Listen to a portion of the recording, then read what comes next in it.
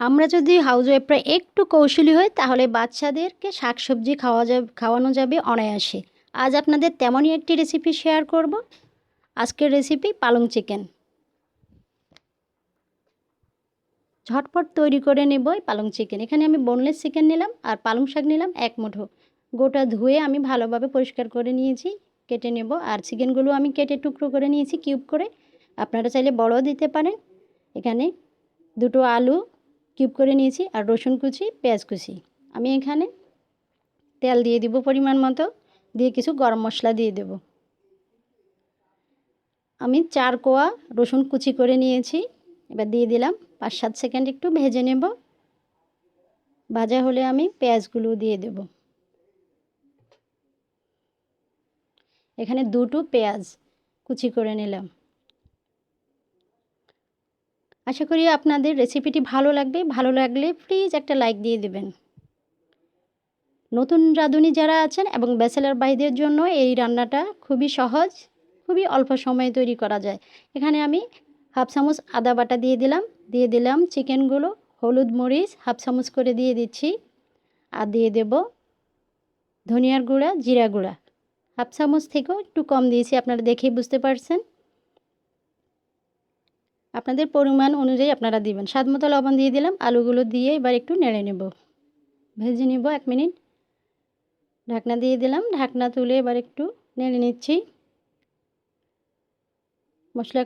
মশলার গন্ধটা যাওয়া অবধি আমি একটু ভেজে নেব। সামান্য একটু পানি দিয়ে দিলাম, গরম পানি। চিকেন আর আলুগুলো একটু সিদ্ধ করে নেব। ঢাকনা দিয়ে দিলাম 5 মিনিটের জন্য। 5 মিনিট পর ফিরে এলাম।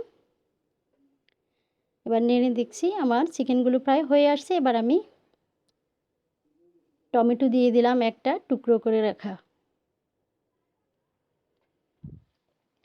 এবার আমি পালং শাকগুলো দিয়ে দেব। আমাদের বাচ্চারা অনেক সময় শাকসবজি খেতে চায় না, তো আমরা যদি একটু কৌশলী হই তাহলে তাদেরকে খাওয়ানো যায়। আমার মতো সব হাউসওয়াইফরাই যদি এইভাবে তৈরি করে নেন তাহলে যেসব বাচ্চারা শাক খেতে চায় না তারাও খেয়ে নেবে অনায়াসে। তো আমি একটু নেড়ে দিচ্ছি, নেড়ে ঢাকনা দিয়ে দেব শাকগুলো নরম হওয়া পর্যন্ত। তো ঢাকনা তুলে এবার আমি নেড়ে দিচ্ছি। পালং শাক হতেও বেশি সময় লাগে না। আর চিকেন আর আলু আমি আগেই রান্না করে নিয়েছি, একটু ভালোভাবে সিদ্ধ করে নিয়েছি, আমার আর বেশি সময় লাগবে না। তো আমি ঢাকনা দিয়ে দিচ্ছি নেড়ে। এই শাক থেকেই পানি বের হবে, আর পানি দেওয়ার প্রয়োজন নেই।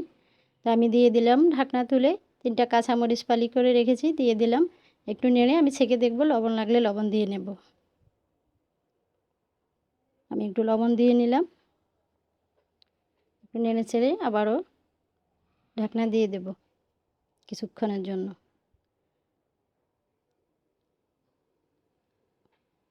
আশা করি আপনাদের ভালো লাগবে। ভালো লাগলে কমেন্ট করে জানাবেন। ঢাকনা তুলে এবার আমি দিয়ে দিলাম কিঞ্চিত পরিমাণ চিনি। চিনিটা দিলে স্বাদটা খুবই ভালো আসে।